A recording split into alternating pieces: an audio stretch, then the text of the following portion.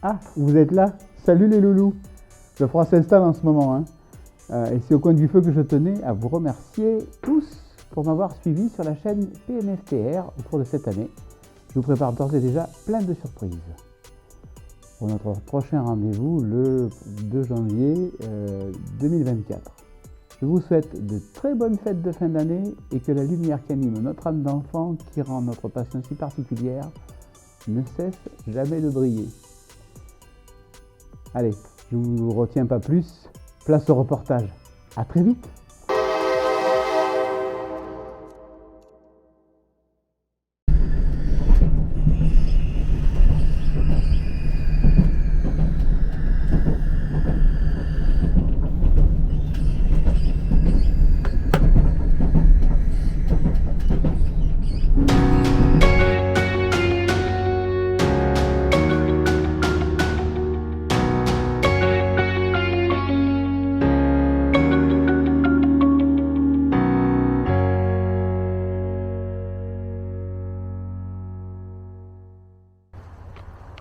Salut les loulous, aujourd'hui nous sommes au pont de Caronte avec un vent à décorner les bœufs.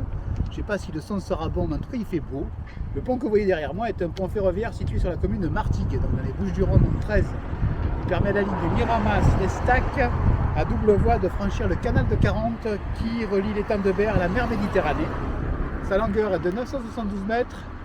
Il pivote sur un axe central que vous voyez aussi derrière moi, construit en 1908 et fini en 1915. Il fut dynamité en septembre 1944 par les Allemands. Il fut rendu à la circulation fin 1946 avec une travée levante provisoire. Donc il se levait, il ne pivotait pas. Puis reconstruit en 1954 par la même entreprise qui l'avait construite au début de la création de la ligne. Originellement construit. Donc, un documentaire d'André Perrier retrace la reconstruction pas à pas de ce pont. Et il a obtenu le label du patrimoine du 20e, et pas 21e, du 20e siècle. Vous retrouverez mon article sur le pont dans l'Escarbille vauclusienne, la revue de Ventoux Ray Nostalgie, dont le numéro 2 paraît le 1er décembre 2023. Les détails s'afficheront sur votre écran. Alors là, on ne sait pas. Allez, je vous en dis pas plus, place au reportage. C'est tout de suite. Le viaduc de Caronte est situé sur la commune de Martigues dans les Bouches-du-Rhône. Il permet à la ligne Miramas-l'Estac à double voie de franchir le canal de Caronte qui relie l'étang de Berre à la mer Méditerranée. D'une longueur de 972 mètres, il possède une travée pivotante sur un axe central pour permettre le passage des bateaux. Construit en 1908 et terminé en 1915, il est dynamité le 18 août 1944 par l'armée allemande. Les décombres sont restés tels quels pendant plus d'une année. Et c'est en septembre 1945 que l'on décide de sa réparation. Puis, en 1946, qu'il est à nouveau rendu à la circulation avec une travée levante provisoire de 49,5 mètres de portée s'élevant à plus de 40 mètres. Enfin reconstruit totalement en 1954 par la compagnie qui l'avait initialement construit, il reste l'un des plus grands ponts tournants au monde. Le 30 janvier 1955, La Vie du Rail, dans son numéro 482, consacre une couverture et un article à sa reconstruction. À elle seule, l'histoire de sa réparation est un exemple des techniques et de l'ingénierie de l'époque, avec une réelle volonté de remettre en service cette voie de communication. Par souci d'économie, un grand nombre de pièces métalliques ont été récupérées des décombres résultant du bombardement. Un superbe documentaire de 1947 d'André Perrier nous décrit la reconstruction de ce pont.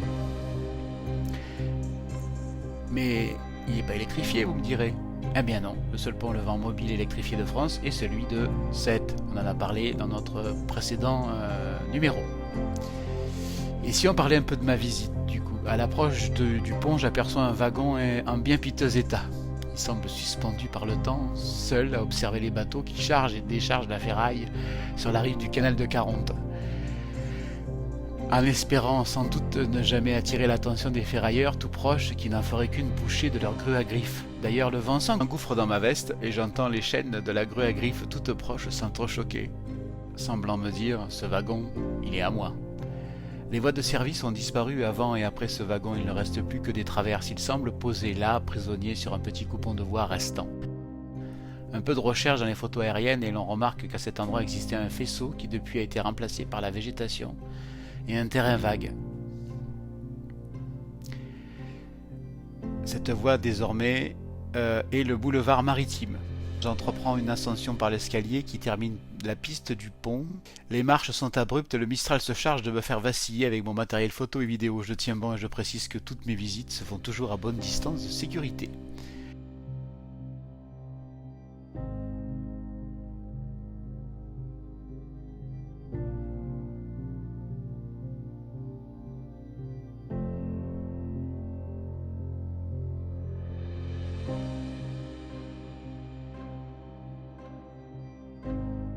Tout bon spotter vous dira que c'est toujours lorsque l'on déballe, que l'on remballe le matériel, que l'on constate en fait un chouette convoi qui passe. Ici, un train d'hydrocarbures relativement court est passé pendant que je m'efforçais de m'équiper de mon micro HF et de courir après l'emballage de mon trépied, emporté lui-même par le vent. Au pied de la pile se trouvent des pêcheurs. Les lucarnes de la pile d'extrémité abritent tous les volatiles qui y viennent y nicher. L'environnement très industriel démarque avec la beauté claire de la maçonnerie du pont. Le coin mériterait d'être réhabilité, surtout pour mettre en valeur ce pont qui a reçu le label Patrimoine du XXe siècle.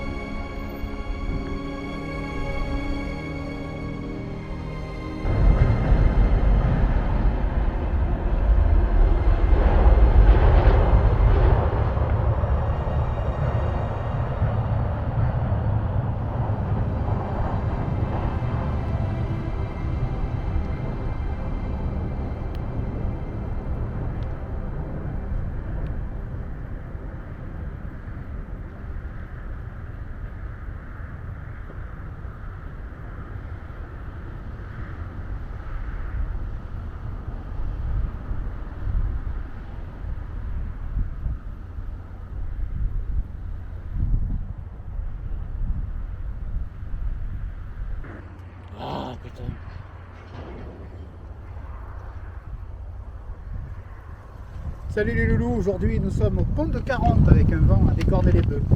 La ligne Miramas-Lestac à double voie de franchir le canal de 40 qui ralentit. Commence.